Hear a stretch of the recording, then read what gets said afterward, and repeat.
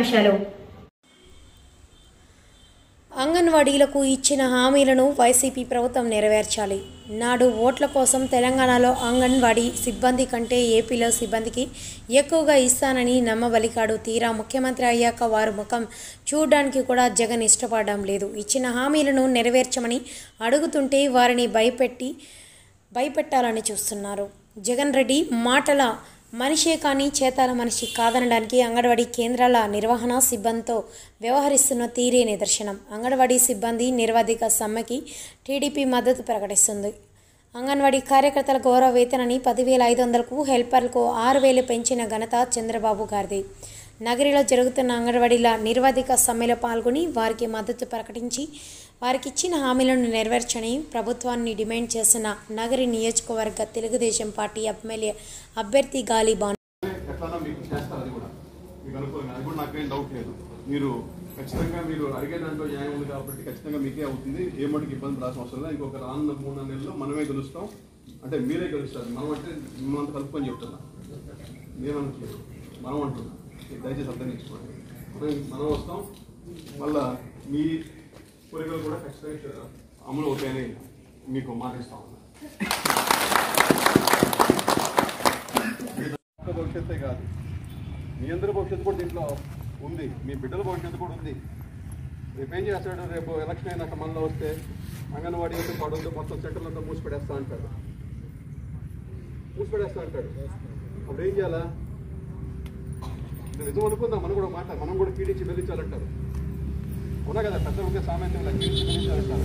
రేపు అంగన్వాడీ మాకు అవసరం లే, ఆ సచివాలయంలో ఒక నామం తీస్తే కూర్చో పెడతాం అంటారు. 2 లక్షలు పెట్టుకున్నాడు కూడా వాళ్ళు పెట్టుకుంటా అంటాడు. అప్పుడు మన పరిస్థితి ఏంటి? మీ పరిస్థితి ఏంటి? మీరు కూడా ఒకసారి ముందు మీరు చేసిన ఆలోచించండి. ఎందుకంటే ఇతను పోరాడుతున్నారు. ఖచ్చితంగా మీకైతే న్యాయం జరుగుతున్న మాట నేను ఇస్తున్నా. ఎందుకంటే వీళ్ళు చేసినా చేయకపోయినా ఖచ్చితంగా మన ప్రభుత్వం, నా ప్రభుత్వం, మన ప్రభుత్వం, తెలుగుదేశం పార్టీ ప్రభుత్వం ఖచ్చితంగా అవుతుంది.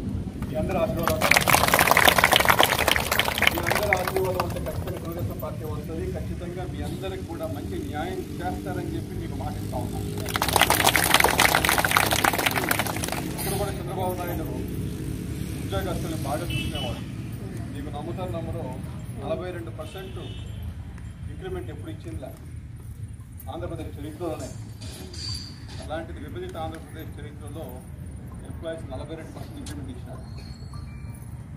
మీకు ఒక ఉదాహరణ చెప్తున్నా. ఆయన చెప్పదా మాట చేస్తాను కదా, ఆయన చేసి చూపించాడు. అలాగే మీకు ఎలక్షన్ పోయే ముందు మీకు 10,000 చేస్తాను చెప్పలేదు కూడా, అని మీ కష్టాలు తెలుసుకొని మీ ప్రజలను ఆయనే చేశాడు, అడక్కలే చేశాడు. ఇవాళ చెప్పింగ్ చేయడానికి కూడా కష్టంగా ఉంది. చెప్పింగ్ చేసిన అది దీనికన్నా ఆక్రోశాలు. అలాగే రిలీజ్ సెంటర్లో ఉన్న వాళ్ళని కూడా ఖచ్చితంగా ఫుల్ టైం కింద ట్రీట్ చేయాలి. ఎందుకంటే వాళ్ళు చేసే కష్టం కూడా అదే కష్టం. వాళ్ళు కూడా అంతే టైం స్పెండ్ చేయాలా, అంతే. ఒక పిల్లోడు ఉన్నా, 2 పిల్లోడు ఉన్నా, 4 ఉన్నా అంతే కష్టం చేస్తారు, అంతే టైం స్పెండ్ చేయాలి. ఒక బిడ్డ ఉంటే 3 గంటలు అన్న, 3 బిడ్డలు ఉంటే 8 గంటలే కాదు. ఒక బిడ్డ ఉన్నా 8 గంటలే, 20 మంది ఉన్నా 8 గంటలు. ఆన్ ఆఫ్ స్విచ్ కాదు. బిడ్డ అంటే 3 గంటలు పెట్టి మళ్ళీ లోడ్ పెట్టేసాను బిరువలో. ఖచ్చితంగా 8 గంటలు చూసుకోవాలి.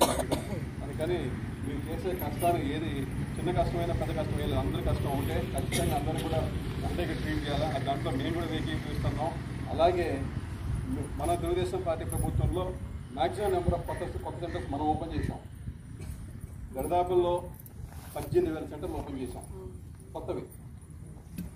ఇవాళ ఉన్నాయి మూసేస్తున్నారు. అలా అది కాకుండా 11,000 చేయడం ఉన్నదానికి కూడా 11,000 చేయడానికి ఇబ్బంది పడతా ఉన్నారు. ఏదన్నా అంటే నాడు నేడు అంటాడు. ఆ నాడు నేడు అంటే మొత్తం అర్థం అక్కడ ఉన్న బిల్డింగ్ రంగులు వేసుకుంటా ఉన్నాం. మీరు ఖచ్చితంగా ఈ అందుబాటులో తల్లిదండ్రులు కూడా చెప్పండి. మీకు జరుగుతున్న అన్యాయం చెప్పండి. మీకు జరుగుతున్న మాట ఇచ్చి ఆయన తప్పాడని చెప్పండి. చెప్తే ఖచ్చితంగా వాళ్ళకి కూడా, ఎందుకంటే 10 మంది తెలిస్తే కానీ మీ సమస్యకు పరిష్కారం రాదు. ఎందుకంటే ఇక్కడ మొండి కూర్చోన్నాడు. నిజమే చెప్పాలంటే ఎలక్షన్లు వచ్చాను, లేకపోతే ఈ పార్టీ పోలీసులు వచ్చి మన కొట్టి లేపేసేవాడు. నిజం చెప్తాను. ఆ విధంగా మీరు కొంచెం అదృష్టం ఉంది. మా అందరికీ నమస్కారం అమ్మా. అందరూ బాగుండాలని కోరుకుంటున్నా. ఇవాళ పరిస్థితి చూసినట్టుగా బాధ వస్తూ ఉంది. ఎందుకంటే మీరంతా కూడా కష్టజీవులు, కష్టం చేసి మీ కష్టపడి బతుకోవాలంటారు. ఇలాంటి వాళ్ళని వాళ్ళ నూరుపాలు చేసేది చాలా బాధ, ఆత్మహత్యలు చాలా ఉంది. ఇదంతా కూడా ఆయన చెప్పిన కబుర్లకి మాటలకి నమ్మి ఇవాళ ఆయన చాలామంది మోసుకున్నారు. మీరే కాదు, మీ తప్పుంది అనుకోవట్లేదు. ఎందుకంటే మనిషిని నమ్మడం అనేది సహజం.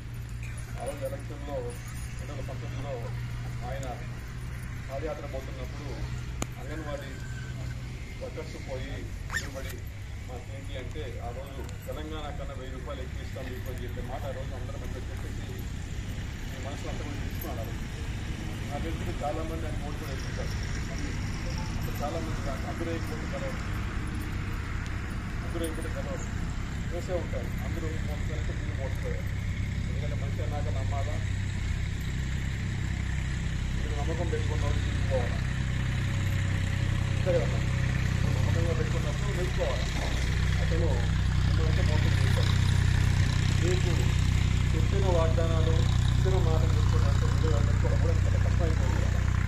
ఇక్కడ అక్కడిదాకా బాగానే ఉంది. తీసుకుని మాట్లాడదాం, కూర్చోబెడదాం, ఒక సమస్య ఇద్దామనే భావన కూడా వాళ్ళు లేదండి. ఇవాళ ఇంతమంది ఆడపడుచులు రోడ్న పడ్డారు, వాళ్ళు ఎక్కువగా సమ్మె చేస్తున్నారు, వాళ్ళ సమస్యలేంటి అని తెలుసుకుందామనే భావన కానీ ఏమాత్రం ఇది కూడా దానికి వాళ్ళ చూసాను కూడా లేదు. వాళ్ళ అది నిజంగా వింతనిపిస్తుంది. ఒక ముఖ్యమంత్రిగా ఉండే అతను ఇంతమంది అంగన్వాడీ వర్కర్స్ 1,03,000 మంది అంగన్వాడీ వర్కర్స్ ఇవాళ రూపాయలు చేశారంటే నాకే అనిపిస్తుంది ఎవరో చేయరుగా. ఎందుకంటే అంగన్వాడీ అంటే మీ చేతిలో పిల్లకాయలు ఉంటారు, చిన్నబిడ్డలు ఉంటారు, బాధితులు ఉంటారు. వాళ్ళ పరిస్థితి ఏంటి? ఇవన్నీ చాలదన్నట్టు వేసిన దానికి తలాలు పాలు కొడతాడు. తలాలు పాలు కొట్టి ఏం చేద్దామని అర్థం కాదు. ఆయన కూర్చొని పాలు ఇస్తాడా, లేదా గుడ్లు పెడతాడా? క్రికెట్ ఆడుతున్నారు. చేసే పని ఎంత నిష్ఠూరంగా ఉందంటే దీనికన్నా మెరవమైన చర్యలు పుట్టుకోవు.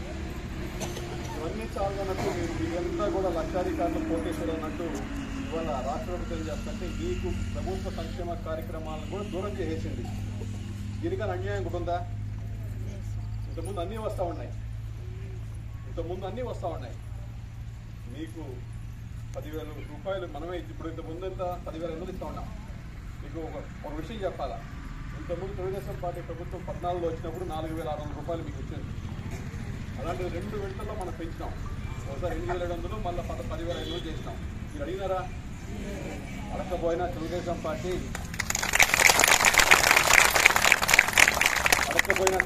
పార్టీ ఆడపడుచులు కష్టం చేస్తున్నారు, వాళ్ళ పనితీరుని గుర్తించాలని చెప్పేసి, బాగా చూసుకోవాలని చెప్పేసి ఉద్దేశంతో మీకు అడగకపోయినా కూడా 2 సార్లు 10,500 చేసినాం. ఇంకా చెప్పాలంటే తెలంగాణ కన్నా మనం ముందే ఎక్కువ ఇచ్చాము. తెలంగాణ కన్నా మనల్ని చూసి వాళ్ళు ఇచ్చుకున్నారు. ఇదంతా కూడా సత్యాలు, జరిగిపోయిన కథలు, ఇవన్నీ కూడా జరిగిపోయిన విషయాలు. నేను ఊరికి వచ్చి ముందు చెప్పే మాటలు కాదు, ఇవన్నీ కూడా జరిగినవన్నీ చెప్తున్నాను. ఆయన ఆ రోజు ఏం చెప్పాడు, తెలంగాణ కన్నా 1000 రూపాయలు ఇస్తాను. వాళ్ళు ఏమైంది ఆ మాట? 13,000 ఇస్తున్నారు వాళ్ళు. అది ఇప్పుడు ఎంతే మనం మీకన్నా అబద్ధం వస్తుందా? మీకన్నా అన్యాయానికి వస్తుందా? 18,000 అక్కడ చెప్తాను. 18,000 ఇస్తుంటే మనం 19,000 ఇవ్వాలి. అంటే 19,000 ఇచ్చి కానీ మనం ఈ ధర్మాన్ని కూడా మాట ఇచ్చినాకనే 19,000 ఇవ్వాలి. ఇంకా చెప్పాలంటే తెలంగాణ ఒకే గుడ్డుకు వచ్చినాడు, ఒకే దగ్గరికి వచ్చినాడు. అక్కడ అంగన్వాడీ అంటారు, ఇక్కడ అంగన్వాడీ అంటారు, ఇక్కడ ఆయా అంటారు, ఇక్కడ ఆయా అంటారు. ఏమి మాటల్లో కానీ, పిలుపులో కానీ, డిపార్ట్మెంట్లో కానీ ఏమి తేడా ఉండవు. అంతా ఒకే కామెంట్ ఉంటారు. వీరు పడే కష్టం వాళ్ళు కూడా కూడా వాళ్ళే వేరే కష్టాలు కాదు. అయినా కూడా మనం ఏదో బీహార్లాగా అంటే మీరు మిమ్మల్ని అసలు నిజంగా చెప్పాలంటే అసలు ఎవరు కూడా అర్థం కావట్లే మనిషి. అరే ఒక మాట ఇచ్చాం ఆడపడుచులకి అనే ఉద్దేశం కూడా లేకుండా పూర్తిగా దొంగలో దొక్కేసి ఇవాళ మీరు ఇంతమంది ప్రతి నిజంగా చెప్పాలంటే అన్ని సెంటర్లో కూడా ఏ సెంటర్ తెలిసిలేదు ఇవాళ ఇంత మూకుమ్మడిగా ఒక చోట కూర్చొని కమిటీ చేస్తానికి ఆయన పట్టాపట్ట వేసుకొని నిజంగా తుఫాను కూడా శిఖర్లో చేశాయని ఆయనే చూస్తున్నాను. ఎందుకంటే మీరు చూశారు ఫోటోలో తుఫాను వస్తే ఒక డయాసు ఒక స్టేజ్ ఏంటి అర్థం కాదు. తుఫాను వచ్చాడా తీసుకొచ్చాడా ఈ మనిషి అనిపిస్తాం. గడిచిపోయిన వరి ముట్టుకోవడానికి బాధగా ఉంది ఆయనకి. ఇంకా పేదోడి బాధే తెలుసుకుంటాడు ఆయన. పేదోడి కష్టమని తెలుసుకుంటాడు. ఆ రోజు నమ్మించి ఒలకపోసి మోసం చేశాడు. వాళ్ళందరికీ గుర్తు పోశాడు. ఇదే కాదు, ఎవరు తీసుకున్న అందరినీ మోసం చేసిన దాఖలాలు ఈయనే ఉన్నాయి. ఖచ్చితంగా మీకు ఒక మాట ఇస్తే ఇస్తా ఉన్నా, తెలుగుదేశం పార్టీ మీ వెంట ఎప్పుడూ ఉంటుంది.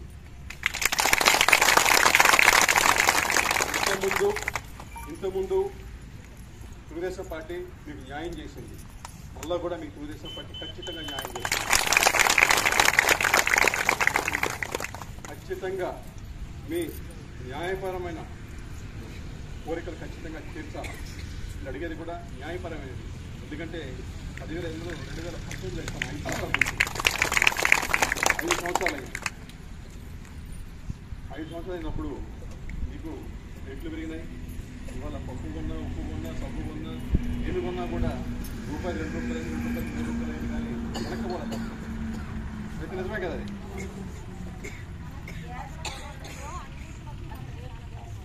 అంతేనమ్మా, మన వాళ్ళని బీదోళం చేసి పాతాళం దొక్కాలన్న ప్రక్రియ అన్నాడు. ఆయనేమో గుంటలు, ఇసుక, మట్టి, మన్ను అన్ని దోచుకునే పరిస్థితులు ఆయన ఉన్నారు.